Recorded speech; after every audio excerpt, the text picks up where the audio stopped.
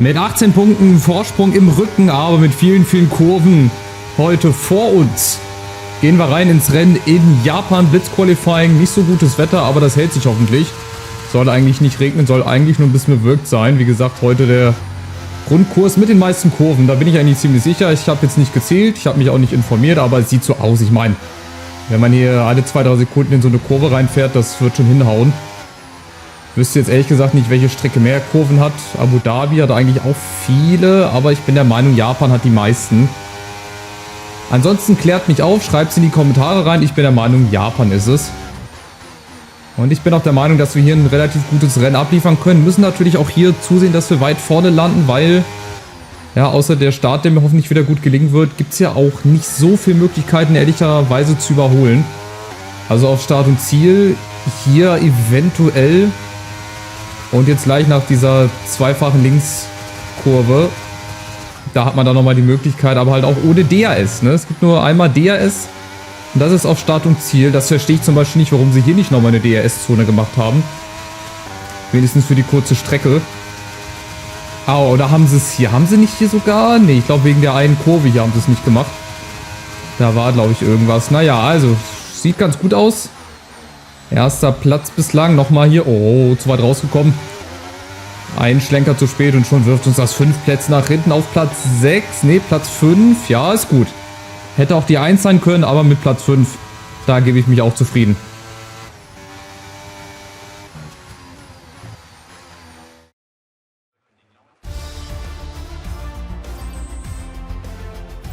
Mit dem Ende des Qualifyings werfen wir einen Blick auf unsere Top 3. Leclerc, Sainz und George Russell.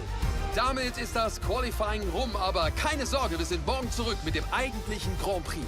Und wieder enttäuschend Red Bull. Also nicht nur Sergio Perez, sondern auch ganz besonders Max Verstappen. Ich weiß nicht, ob der wieder da eine spezielle Boxenstopp-Strategie vorbereitet hat, wo er dann wieder 7 Autos überholt. Also das ist hier der Stand der Dinge. 18 Punkte vor Leclerc, 25 vor Sergio Perez, 31 vor Verstappen, 39 Hamilton. Also die ersten 6, Sainz zähle ich jetzt nicht mehr mit dazu, die ersten 6 Fahrer können realistisch gesehen noch Weltmeister werden. Das ist Wahnsinn, das ist absoluter Hammer. Und von daher sehen wir zu, dass wir unseren Vorsprung hier behalten. So, dann rein auf einen sehr, sehr interessanten Rundkurs. Wir sind auf Mediums unterwegs. Vorne Russell hat die Softs. Sainz, wie ich sehe, hat auch die Mediums, bin ich der Meinung. Oder hat er auch Softs? Wissen wir nicht. Schauen wir gleich. Jetzt sehen wir es, jetzt hat er die Mediums. Leclerc ganz vorne, übernimmt die Führung. Norris neben mir. Achtung. Ja, wir sind so semi-gut weggekommen. Red Bull dafür umso besser. Verstappen jetzt schon 6. Der muss auch zusehen. Das wird mit so seine letzte Chance sein. Obwohl, das ist auch ein bisschen übertrieben. Wir haben jetzt noch ein paar Rennen. Ist ja nicht so, dass der 100 Punkte hinten liegen würde. Aber so gefühlsmäßig. Leclerc hat die letzten Rennen richtig gut aufgeholt. Da war er zweimal 4. oder einmal 3. glaube ich. Und Verstappen halt nicht. Und Sergio Perez hat auch nicht gut performt, deswegen sind die jetzt nicht unbedingt vorne mit dabei, aber trotzdem immer noch in Reichweite. Vorsicht. Ja, wir gucken uns das erstmal an. Und natürlich, irgendwann müssen wir vorne ran. Ja, gibt schon einen ersten Unfall hier. Erste Runde, gelber Sektor, aber hat sich alles wieder gefangen. Ja, war wahrscheinlich in der engen Kurve mit vielen Autos. Mal ganz kurz ein bisschen zu eng geworden. Hier muss ich mit ERS natürlich Gas geben. Ein gutes Auto haben wir schon die ganze Saison über lang gehabt. Ab der Hälfte dann eigentlich auch sehr, sehr konkurrenzfähig. Und jetzt gegen Ende hin, oh Norris, Vorsicht. Gegen Ende der Saison müssen wir, echt da sein. Oh, bin ich fast hinten reingefahren, Mann. So, jetzt Russell gegen Leclerc, das ist gut für uns. Russell übernimmt die Führung. Leclerc auch auf Mediums unterwegs. Also wird das auch sehr, sehr interessant, was die Boxenstops dann betrifft. Jetzt wird es hier erstmal sparen. Start und Ziel. Kann ich eigentlich nicht machen. Oh, wollte ich aber machen. Da eng nochmal vorbeiziehen. Aber die bremsen halt zu abrupt ab. Das ist dann auch zu riskant. Also ihr seht, oh Vorsicht, Lenkung wieder. Auch hier hilft sie mir. Die neue Lenkfunktion, sehr, sehr gut. Ich glaube, ein Update gab es auch wieder.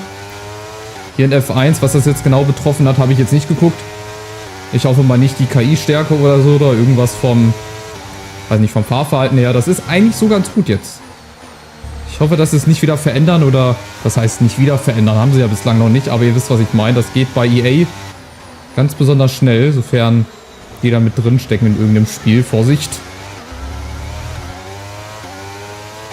Ja, und Vierter ist erstmal gut. Ich weiß nicht von den Abständen her, der Platzierung her. Ich glaube, Leclerc würde da nicht die Führung übernehmen. Wir haben ja 18 Punkte Vorsprung. Also wir müssten echt schon hier echt Müll zusammenfahren. Achtung, und Leclerc müsste hier gewinnen. Nebenbei singe ich euch nochmal ein Oper. Und nebenbei gucke ich mal, haben wir unten schon wieder... Das gibt's doch nicht, ey. Schon wieder 60% Getriebe. Das ist natürlich auch bitter. Das heißt, das muss nochmal ausgetauscht werden. Aber das verstehe ich nicht. Gibt es nicht mehr diese Regelung, dass man nach bestimmten Rennen das Getriebe straffrei auswechseln darf? Das gab es doch auch mal irgendwann, oder nicht? Oder ist das an mir vorbeigegangen?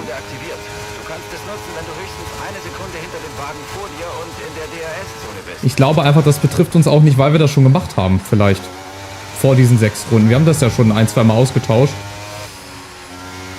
Ja gut, das heißt also, nach Japan muss ich mein Getriebe wechseln. Weil dann kommen wirklich auch Strecken, da ist nochmal Highspeed gefragt. Mexiko vor allem. In Austin, in Katar auch. Las Vegas wird wahrscheinlich auch ein bisschen Highspeed-mäßig abgehen. Da brauche ich dann ein starkes Getriebe. Ja, es wird sehr, sehr spannend. Also ich glaube, diese Saison, die wird wirklich im vorletzten Rennen frühestens entschieden werden, weil da haben wir ja auch nochmal ein Sprintrennen. Es sei denn, irgendeine andere Strecke, von der ich nichts weiß, ist nochmal Sprintrennen, aber bislang hatten wir nur Belgien. Und, was hatten wir noch? Österreich war meines Erachtens Sprintrennen. Lassen wir uns mal überraschen. Momentan läuft das alles sehr gesittet für zu. Schön in Reihe und Glied. Unten die farbige Kette auf der Map. Ganz hinten ist Alpha, ganz vorne ist Mercedes. Und dazwischen sind wir irgendwo. Und Norris 5. Verstappen 6. Ist auch nicht immer so verkehrt. Und der Sainz, Achtung, der lässt mich jetzt mal hier vorbei. Der wird es offensichtlich auch nochmal wissen. Der hat zwar 93 Punkte Rückstand. Sauber gemacht. Gute Arbeit. Der wird wahrscheinlich kein Weltmeister werden, aber der Wir nähern uns dem Boxenstoppfenster. Du wirst mit weichen Reifen weiterfahren. Der kann aber großen Einfluss nehmen. Da hinten Sainz gegen Norris. Überholmanöver, Achtung. Sainz sehe ich so in diesem Meme, wo diese Bundeswehrleute an der Mauer stehen und mittendrin so ein Clown. Jetzt ohne abwertend zu sein, aber der da halt gar nicht reinpasst. Der aber trotzdem vorne immer mal mitmischt hier, da mal so einen 2., 3. Platz holt, da auch mal 1, 2 Autos überholt. Ja, auch mal Wingman spielt für seinen Kollegen. Deswegen Sainz, das ist ein sehr, sehr großer Störenfried da vorne drin in der Spitzengruppe. Aber so soll es auch sein, gehört auch mit dazu. Und Russell vorne hat Softs. Was das heißt, werden wir mal sehen. Für den Boxenstopp, wir gehen auf jeden Fall in welche Runde rein? In der 6. Runde, okay. Das ärgert mich halt hier mit diesen 62%. Ansonsten alles andere ist ja okay. Wir haben schon gleich keinen ERS mehr. Schade, 4%. Motor 4%. Alles andere ist okay. Steuerelektronik passt auch noch. ES ist auch noch okay. Das Getriebe muss leider nochmal dran glauben. Jetzt gucken wir erstmal, wer hier dran glauben muss. DRS bekomme ich. Vorsprung habe ich auch. Und Norris hat leider seinen Platz verloren. Naja. Dafür kann ich meinen Vorsprung erstmal behalten.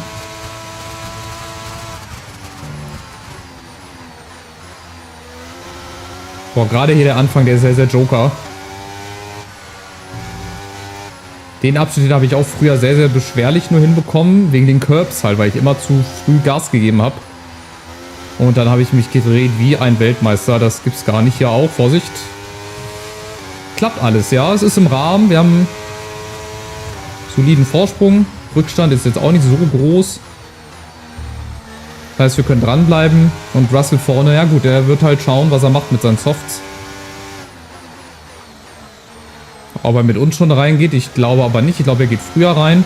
Würde ich jetzt mal behaupten hier. Ich als großer Reifenexperte, ich erzähle euch hier wahrscheinlich irgendwas vom Pferd. Und am Ende stimmt es gar nicht.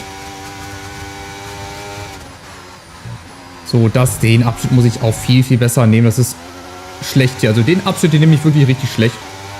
Da kann ich froh sein, dass Sainz auch nur 1,4, 1,5 hinter mir ist.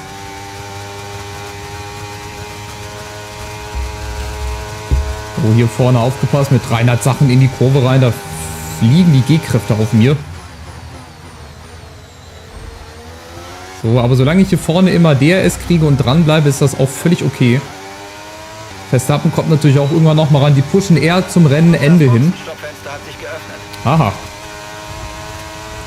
Also habe ich jetzt schon eigentlich mit Russell gerechnet, dass der reingeht, weil normalerweise geht auch Softs immer vor Mediums rein. Naja, je nachdem, was sich hier Mercedes ausgemalt hat. Pro Runde um etwa 3 Zehntel zurück. Ich weiß ja nicht, was sich Mercedes hier ausgemalt hat, wie das mit Hamilton ist, weil der kann ja auch noch Weltmeister werden. Das ist ja das Geile. Aus neutraler Sicht. Ja, und ich muss jetzt hier zusehen, dass ich gerade die Runde vor dem Boxenstopp nicht verkacke. Ah, vorne Leclerc gegen Russell, der ist jetzt richtig nah dran. Da könnte ich vielleicht auch der lachende Dritte sein. Je nachdem, wie intensiv die sich jetzt da vorne behaken. Aber ich glaube, Leclerc geht jetzt auch kein Risiko mehr. Der wird jetzt den sicheren zweiten Platz mitnehmen, würde ich jetzt so einschätzen. Mal gucken, wie es auf der langen Geraden gleich nochmal aussieht. Und dann schauen wir mal, ob ich hier mit den Softs besser unterwegs bin. Hier endlich mal gut genommen. Die Kurve, ja. Und jetzt bin ich mal gespannt. Ich glaube nicht, dass er nochmal riskiert. Nee. Oder? Ja, doch, er macht's nochmal. Zwar ohne DRS, aber mit voller Motorleistung. Der ist tatsächlich vorbei an Russell. Achtung! Russell wieder zurück. Wechsel dich. Hin und her. Wer wird's denn jetzt am Ende, Jungs? Oh, Leclerc da gegen Russell. Der hat's gekracht ein bisschen. Wenn ich das Krachen gerade richtig interpretiert habe. So, Russell bleibt draußen. Leclerc geht rein. Oh weia. Ein Hin und Her. Aber Leclerc ist ganz vorne drinne. Aber wir sollten eigentlich auch ganz schnell wieder rauskommen. Komm, komm, komm. Vielleicht sogar vor Leclerc. Jawohl. Perfekt. Die Stoppzeit sieht gut aus. Wir sind sehr zufrieden. Ja, ich auch. Weil Leclerc nämlich jetzt selber warten musste. Jetzt hatte er ja mal das Problem, was wir hatten, dass er warten musste, bis die anderen vorbeifahren. Das war unser letzter Und deswegen ist Leclerc auch hinter Keine Verstappen. Boxenstopps mehr geplant. Das spielt mir natürlich in die Karten rein. Und das könnte sogar für die Führung reichen. Wenn ich jetzt hier Gas gebe, wenn ich gut fahre und Russell vielleicht auch ein bisschen braucht in der Boxengasse. Aber das ist natürlich ein Hammer. Und sowas entscheidet natürlich auch die Weltmeisterschaft mit, das ist doch ganz klar.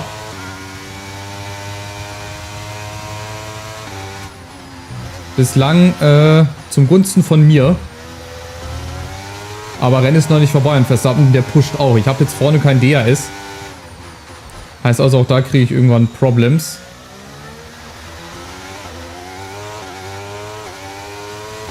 Sollen die mal dahinter machen.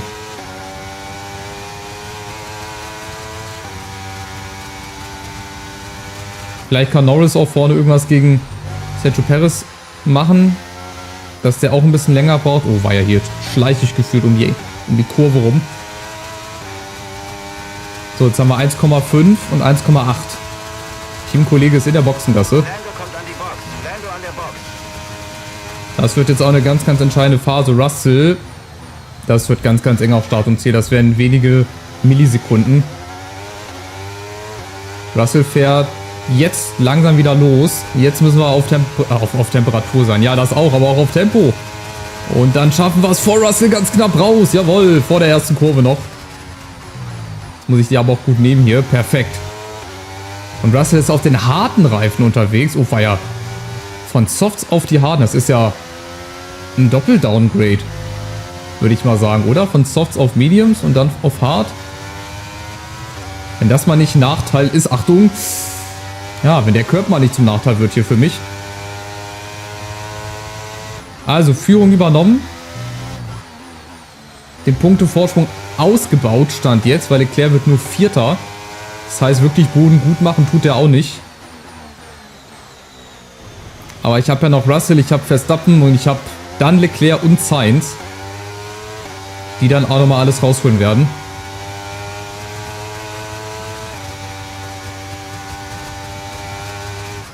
Und dann würde ich ja auch vor allen anderen, also die Kurve hier heute, ich weiß auch nicht, ey, die hat es mir heute nicht angetan.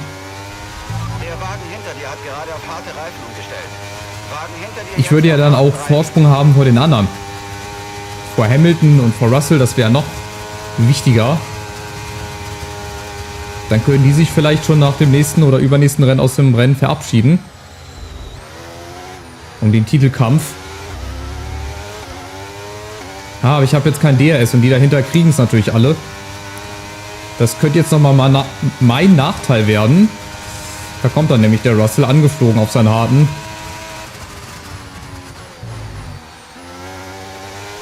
Aber ich kriege es ganz gut gehandelt bislang. Es wird so auf die letzten 1-2 Runden ankommen. Da holen nochmal alles raus aus ihrem Auto. Und ich bin bei diesen Curbs trotzdem immer noch misstrauisch. Ich weiß nicht warum. Das habe ich ganz gut genommen. Und das ERS behalte ich mir für die lange Gerade. Oh. Hier ist auch so ein hoher Curb. Da ist auch mir im Training 1-2 Mal das Missgeschick passiert, dass ich da drauf gefahren bin und dann war ich wieder kerzengerade. Und ich konnte dann auch nicht hin und her lenken. Also das ist dieses Jahr auch echt sehr, sehr schwer und sehr extrem auch bearbeitet oder ja, verarbeitet worden. Sagt man das so, von Codemasters und EA. Also entwickelt worden, dass man echt da überhaupt keine Chance hat zu reagieren. Dass du es eigentlich über dich ergehen lassen musst. So, hier fehlt mir DRS. Hier fehlt es mir wirklich. So, wenigstens bis hierhin hätte man es ja machen können, aber dann kommt halt die Kurve, ne? Das wird wahrscheinlich daran liegen. Dafür habe ich jetzt wahrscheinlich das Problem. Dann muss ich mich jetzt mit ERS verteidigen. Halbe Sekunde Vorsprung vor Russell. Das sollte eigentlich reichen, dass er Probleme kriegt von Verstappen aus eigentlich. Der ist auch eigentlich so schnell unterwegs. Aber Verstappen, das ist auch so ein Phänomen, ey. Der fährt ultra beschissene Blitzqualifyings in den letzten Rennen. Ja, also wirklich, ihr habt ja die Ergebnisse gesehen, wenn er das Projekt hier live und aktiv verfolgt. Der hat wirklich schlechte Qualifyings gefahren. Und hat dann aber trotzdem im Rennen immer dann nochmal ein Ass aus dem Ärmel gezogen. Mit der Boxenstopp-Strategie, wo er dann aufs Treppchen gefahren ist, Zweiter geworden ist. Das ist schon ein ausgefuchster, ein ausgefuchster Hund.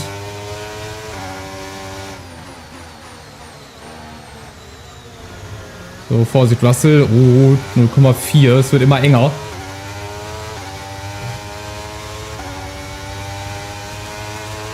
Noch kann ich es aber verteidigen. Noch ist das alles okay. Ich spekuliere jetzt eher mal auf Verstappen, dass der Russell ein bisschen mehr auf die Pelle rückt. Und wieder mit den 10%, auch wenn es nur 10% sind, aber die müssen mir jetzt halt hier helfen. Und dann muss ich jetzt eigentlich ausmachen, damit mir das auf Start und Ziel wieder hilft. Aber wir machen das. Wir sind da schon geübt drin. Wir können das mit Druck umgehen. Vor allem in den letzten Runden. Vor allem, wenn es hier um den WM-Titel geht. Alter Vater. Das kannst du dir auch im Kopf nicht ausmalen. Achtung, jetzt kommt Russell. Jetzt kommt ERS. Achtung, bisschen verteidigen. Ah, nee, das klappt nicht. Nee, das klappt nicht. Das wäre schief gegangen. Wenn ich jetzt ganz nach rechts gezogen wäre, dann wäre ich raus. Der hätte auch nicht gebremst. Dann bisschen schlafmützig hier. Bisschen, wie sagt man, trantünig um die Ecke gekommen. So träge. So, das Wort, das hat mir gefehlt. Träge. 3 Runden kommen wir mit dem Benzin noch aus. Russell kommt aber nicht mehr eine Runde hinter mir aus. Weil da ist dann Verstappen. Ach du Scheiße. Alle 4 hintereinander gereiht, wie die Hühner auf der Stange. So, hier einen guten Exit jetzt haben.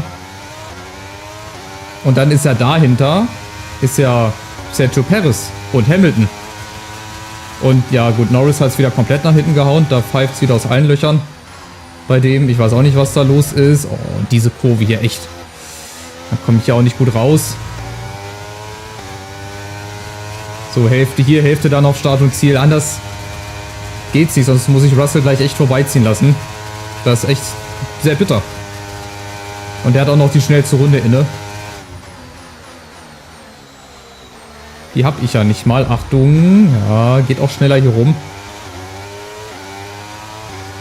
1,30, 3,18. Das wäre auch sicherlich schneller gegangen, aber heute halt nicht. Und gerade nicht mit dem Getriebe wahrscheinlich. Achtung, Russell kommt wieder. Nee, ich mach das nicht. Nee. Wenn ich da ganz nach rechts ziehe, aber er lenkt ja dann auch ein. 2 Runden noch. 2 Runden noch. Komm, dann haben wir hier weitere 25 Punkte. Immerhin Vorsprung vor Leclerc ausgebaut. Und dann bin ich auf die letzten Rennen gespannt, auf die letzten Strecken. Und natürlich dann mit neuem Getriebe, aber das ist dann auch das letzte Mal, dass ich das wechsle. Dann können wir auch noch mit den... Oder beziehungsweise auf den letzten 5 Strecken das noch hinkriegen mit dem neuen Getriebe. Dann brauchen wir wieder eine eine Last to First Challenge, so heißt das ja. Einmal hat es ja schon geklappt. Achtung, Russell kommt. Habe ich gerade einmal geschlafen da in der Kurve. Viel Spaß in der letzten Runde, ey. Wirklich, viel Spaß in der letzten Runde. Das wird gleich richtig haarig.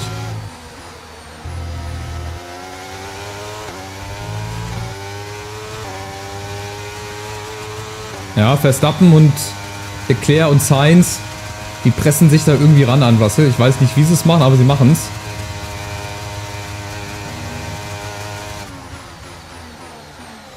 So, jetzt hier ganz wichtig, guten Exit haben auf Start und Ziel. Das irgendwie versuchen zu verteidigen. Oh, habe ich gerade das Gaspedal nicht gefunden. So, jetzt letzte Runde hier in Japan. Sehr, sehr spannendes Finale. Oh, da geht schon los. Russell ist der Erste. Ne, Verstappen ist aber nicht der Zweite. Der bleibt hinter mir. Achtung, Russell ist vorne. In der ersten Kurve, ey. Schade, aber ich konnte nichts machen. Mit DRS. Vielleicht kann ich mir den ersten noch zurückholen, aber wenn nicht, dann Zweiter. Safe, zweiten Platz holen. Da ist natürlich bitte, Achtung, der Curb hier. Jetzt nicht alles wegwerfen, ey. Ich habe mir schön alles hier aufgebaut. Über die Runden. Wir haben auch Glück gehabt beim Boxenstopp, dass Leclerc warten musste. Oh, das gibt's nicht, ey.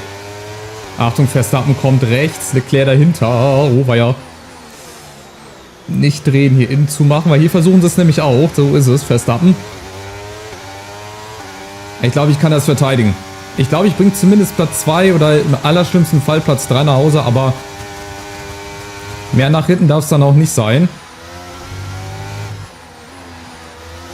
Weil ansonsten Leclerc dann wieder ein paar Punkte aufholt. Und das wird jetzt hier halt nochmal schwer. Das geht nicht. Ich kann es nicht verteidigen. Nee, Verstappen zieht vorbei auf den letzten Metern. Das gibt's nicht. Ich kann es nicht. Oh, was macht Verstappen denn? Der tritt ja einfach auf die Bremse, der Idiot. Da fahre ich fast auch hinten drauf. Aber die letzten Kurven nehmen wir hier ganz normal. Leclerc bleibt Vierter, Verstappen Dritter und wir Zweiter. Schade, in der letzten Runde den ersten Platz abgegeben. Aber egal, Platz 2. Paar Punkte Vorsprung wieder rausgeholt. Gute Arbeit. Du hast dich heute gut geschlagen. Ich glaube, der Boss wird damit sehr zufrieden sein.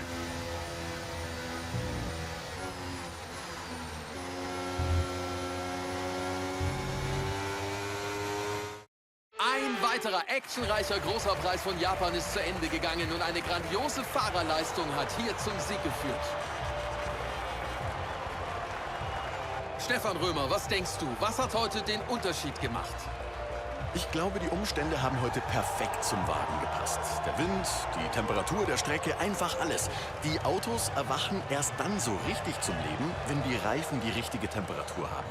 Je leichter man also diese Temperatur halten kann, desto besser verläuft das Rennen für einen. Und genau so ist es gelaufen. Der Wagen hat sich da draußen einfach wohlgefühlt. Nach einer ausgezeichneten Leistung bei diesem Grand Prix wird es bei Mercedes heute Abend sicher reichlich zu feiern geben und sie haben es sich auch verdient.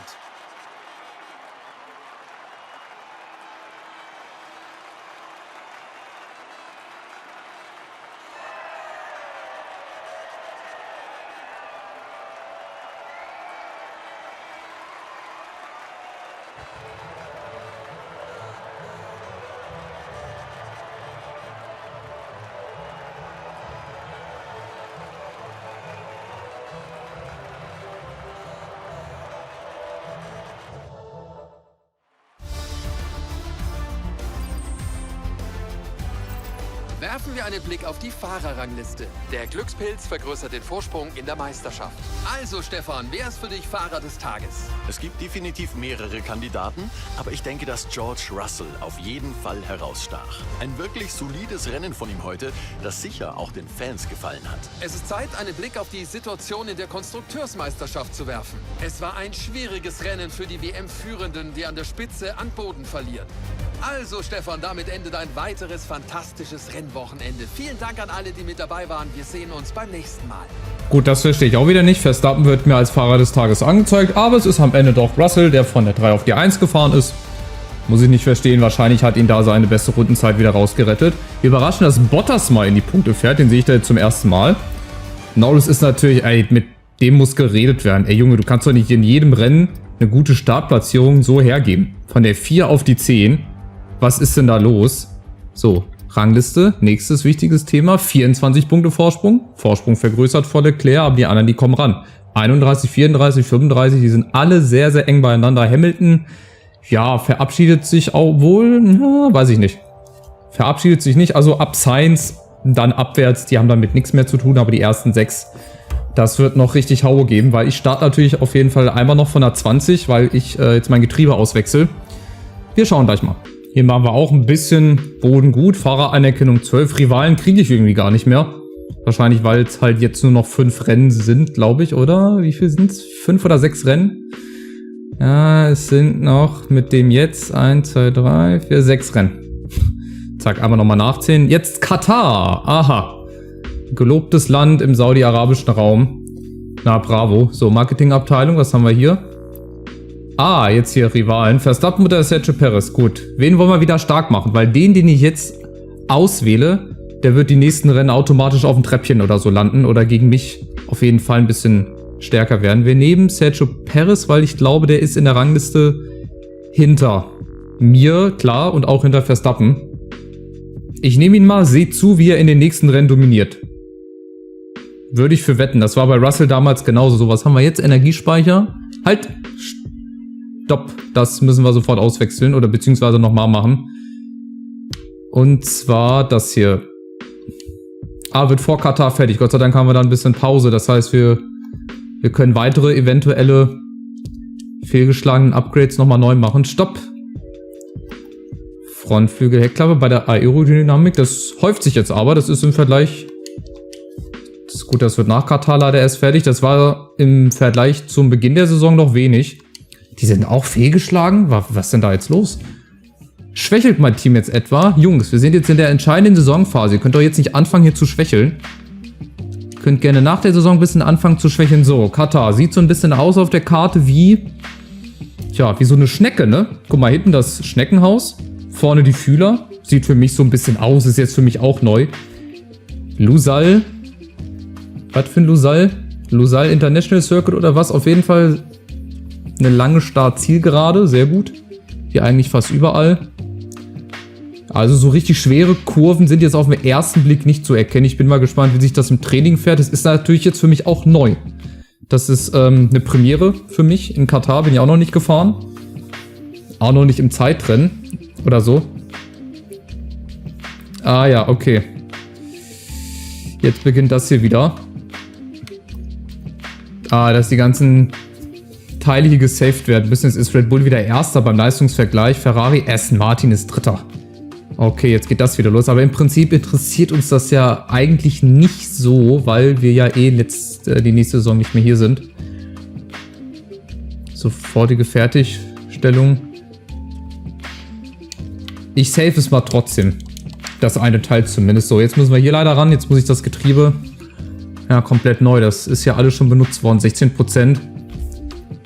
Oder ist das irgendwie straffrei? Du erhältst eine Rückversetzungsstrafe. Gut, aber das wird ja nicht gleich 20 Plätze sein, oder was? So, was haben wir denn hier? Ja, das könnte ich eigentlich auch mal die Steuerelektronik zurücksetzen. Das, was weniger Runden hat, ne, würde ich sagen. Was haben wir hier? 26, das bleibt nochmal. Das machen wir hier. Ich muss jetzt hier alle Möglichkeiten ausschöpfen, die ich habe. Das lasse ich mal alles so.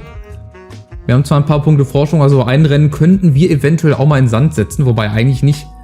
Eigentlich will ich darüber gar nicht nachdenken. So, wir haben ein Sprintrennen. Okay, also Katar ist das nächste Sprintrennen, heißt, da gibt es auch nochmal zusätzliche Punkte. Ich bin gespannt, wie sie es fahren lässt. Wir haben 9 Rivalen, wir haben eine echt spannende Meisterschaft.